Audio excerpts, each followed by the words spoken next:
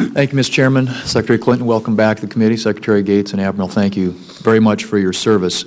I think there's been already some discussion about the Afghan police, Afghan security forces, at least in terms of the numbers.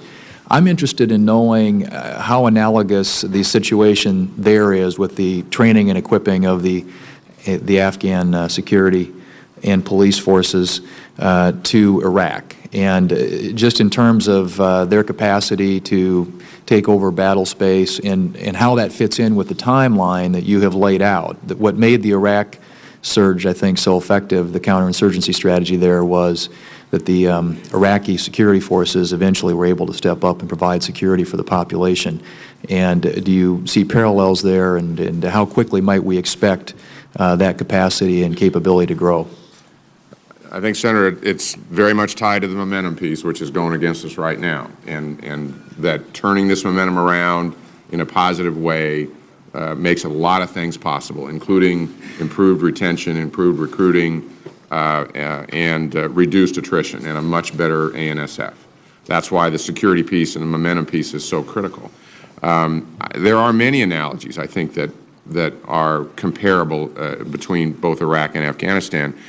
We're very concerned about creating mid-grade leaders on, junior leaders as well as officer leaders on both the ANA and ANP. That was a significant challenge in Iraq. More so on the police side than on the Army side. Again, the same was true in Iraq. In fact, it was really late '07 before the police in Iraq really started to step out, and the leadership was there.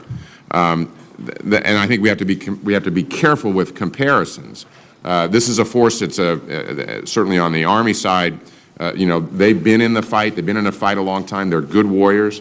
They have taken to this partnership approach that General McChrystal has put in place. So I think there's a lot of potential there. There are similarities and there are differences, and we're trying to take advantage of those lessons to integrate those into an accelerated training and equipping plan right now for them.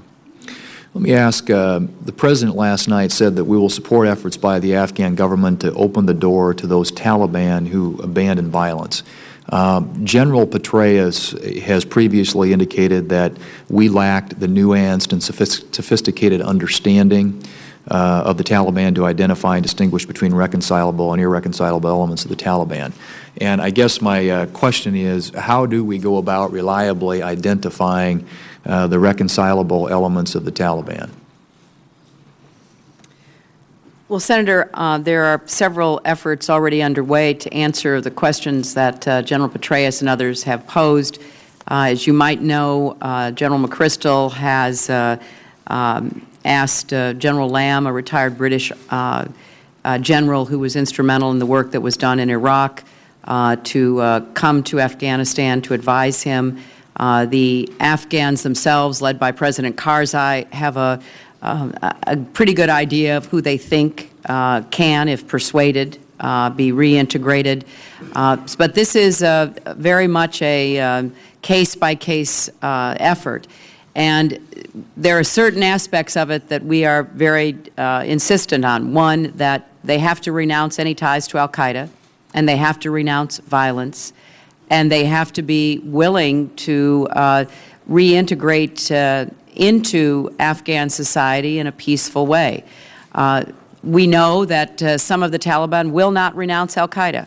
They are too closely interconnected.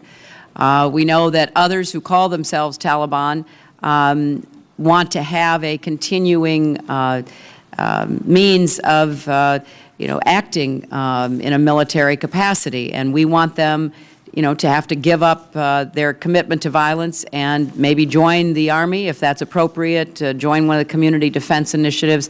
But this is very painstaking work, and we have very high expectations for who we would support reintegrating. Let me just add to that. I think that here again there may be some parallels with Iraq. First of all, I think that reintegration, particularly at the front end, is going to be retail, not wholesale. And it is going to, we will end up, as we did in Iraq, turning to local leaders that we have confidence in, who will in turn then vouch for these people, and who will essentially pledge their community to the reliability of these people that are willing to come away from the Taliban. A second point, we think that there's a fair percentage of the foot soldiers in the Taliban that basically do this for pay. And so creating economic opportunities as an alternative in order to support their families is another vehicle for this. And finally, to the Admiral's point, security is essential. Somebody who, I mean, there are too many examples of people who have tried to leave the Taliban and themselves and all of their family been killed. And so in retaliation, and so until we can provide a secure environment at the local level that gives them some confidence they will not be retaliated against, it will be a problem. Go ahead. Thank you very much, Senator Expired. Thune. Thank you, Mr. Senator McCaskill.